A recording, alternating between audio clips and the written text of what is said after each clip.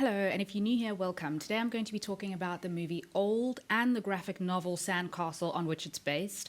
Obviously, I'm going to be giving away spoilers, but I'll definitely warn you in time so that you can click out if you don't want to know what happens at the end or the reveal. Anyway, onto the video. So I actually read the graphic novel first, and it was really short. It's very weird, but also a really fascinatingly existential tale, and I was pretty interested in seeing how Shyamalan was going to adapt this for the big screen. So while the novel starts with a family already on the road to the beach, the movie opens with the Kappa family driving to a holiday resort. It's Guy and Priska and their two children, Trent and Maddox. We learn quite early on that Guy and Priska are considering breaking the news to the kids about a separation, and they're arguing about whether they should mention some mystery medical condition that Priska wants to hide because she says it's not that serious. The kids hear their parents fighting in the other room, and it seems as though they're very used to it, so things have been bad for a while. Guy and Priska tell each other that they just need to get through these 3 days though. In another scene, we see a blonde woman undress on a beach and go bathing nude. She looks at a man on the shore and it looks as though he's following her into the water. Back at the hotel, the concierge tells the Kappa family that he knows of a private beach and he'll make arrangements to get them there. It'll be their little secret. Just as all this is happening, at a table nearby, a lady named Patricia falls off her chair having an epileptic seizure. So on the drive to the beach, the driver actually has another family in the taxi when he's taking the Kappas, and he leaves the two families there and tells them that he'll pick them up at around 5 or when they call him. He then gives them a suspiciously large amount of food and seems to be in kind of a rush to get away, so it's already kind of suspicious. The kids start finding abandoned things on the beach, rusted belongings that apparently belong to the hotel and some of the previous guests perhaps. And while one of the kids, Trent, or Felix in the book, is in the water, a body floats by him, and it's the blonde lady, who is now dead.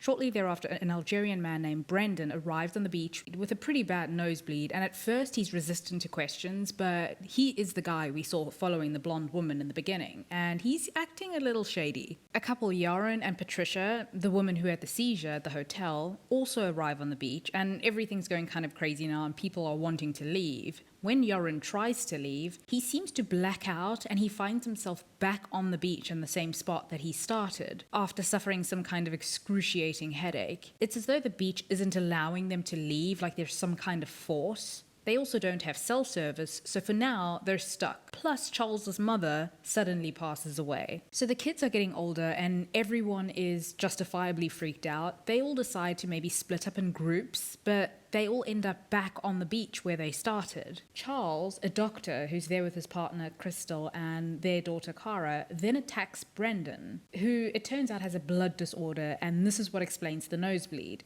See, now in the novel this isn't explained. I thought that this had something to do with what was happening on the island, but we just never know. So as Charles, who's quite the racist character, he's more so in the novel, tries to slash at Brendan's face with a knife, we see that Brendan's skin instantly heals. We also find out that there are a couple of things that these couples have in common. Crystal and Charles are having relationship issues. Obviously, we already know that Guy and Priska are having issues and that she's sick. Patricia has epilepsy, and we'll also find out a bit later that Charles and Crystal have their own health issues. So Priska collapses and her tumor starts growing right in front of their eyes because time is passing quite fast. Charles, who's the doctor, decides to cut it out of her before it kills her, but as he goes in with the scalpel, of course, her skin instantly heals, so they all have to keep the incision open with their fingers, and Yaron gets the tumor out, and Priska wakes up feeling better. So obviously they figured out that something is wrong with time on the beach, and Priska notices that Guy has wrinkles. See, all this time the children have been noticeably growing older faster, but now we see that adults are getting older too, and it's quite noticeable. A pair of the kids also show up on the beach, Cara and Trent, who have been fooling around. Within minutes, she's ready to give birth, and with the help of Yaron, who is a nurse, she gives birth, but sadly, the baby doesn't make it. Charles then goes on this rampage and stabs Brendan, and Charles looks like he might be in some kind of psychosis, and Brendan finally succumbs to his wounds. Okay, I think it's safe to give a spoiler spoiler warning here. I'm going to be talking about the ending of the novel and the movie, and at least in the movie there is a big reveal, so you should click out now if you'd rather not know. So it seems as though somebody might be watching the group from the hills, and Yaron, who says he was on the swim team, decides to go out and swim to find another beach. Maddox a little later is out on the water, and Yaron's body brushes up against her. They bring him onto the shore. He didn't survive the swim to find another beach, obviously. Kara, meanwhile, decides she's going to somehow climb her way off the island, but she begins to pass out on a ledge really high up, and she falls to her death. So it seems obvious at this point that the beach is kind of taking people's lives one way or another. If they don't keep aging and eventually die of old age, they'll die in freak accidents or trying to escape from the beach. Charles, who's still in some kind of episode, tries to attack Guy, but Priska stabs him with a rusted blade that acts like poison, and he rapidly starts deteriorating before their eyes, almost like he's rotting. Guy and Priska do reconcile. The next morning, they get a note from the boy in the hotel telling them that his uncle doesn't like coral. This might be a way off the island. So the siblings swim to the coral, but Maddox's clothing gets caught on the coral. Of course, the bus driver is watching all of this happen from a distance, and he calls someone on a walkie-talkie saying that they're dead, and he leaves the beach.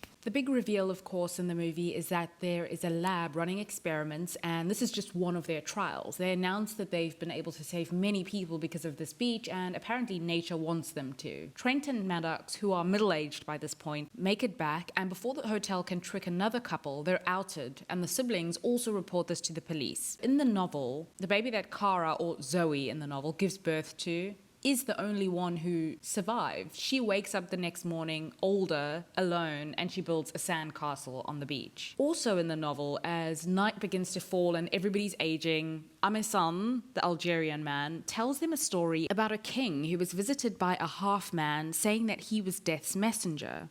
He was there to take the king's soul, but the king, who was really scared, asked for 7 more years to live. The half-man agrees, and the king sets out building himself a fortress to protect himself. Nobody's allowed in, not even his wife or his children. But after 7 years, the half-man still manages to get inside the fortress, and the king eventually dies. So because we don't get any resolution in the novel whatsoever, I liked that the story gave me something to hold on to. It gave a bit of meaning behind not exactly what was happening on the beach, but life in general, right? It just comes at you fast and then it's over. In the movie, Priska and Guy at least have some time to realize that they've taken so much each other for granted and that life is short and they can reconcile. In the novel, obviously, the king doesn't make this realization. So even though he does get more time, he doesn't get to spend it with his family and he dies alone and miserable. I thought that the novel was, well, it felt kind of unfinished in a way, but that's why I liked it. There's also a very weird scene in the book where the hotelier's son, Jose, is running towards the group on the beach. As he's running over to them, it looks as though he might be wanting to help them. He's mysteriously shot at and he just disappears. And that's it. It's another curious little addition to the story with no follow-up. So the novel kind of does leave you with a little bit more questions, or I would say more food for thought. And I don't know if I really cared for M. Night Shyamalan's take on what was behind the curtain. Sure, you're curious about it, but I don't think that that answer is necessary to the story. So would I recommend this movie? Maybe, sure. I don't know if I'd recommend paying for it in the cinema though. The novel, however, is definitely worth a read. Anyway, that's it for this video. Thank you for watching.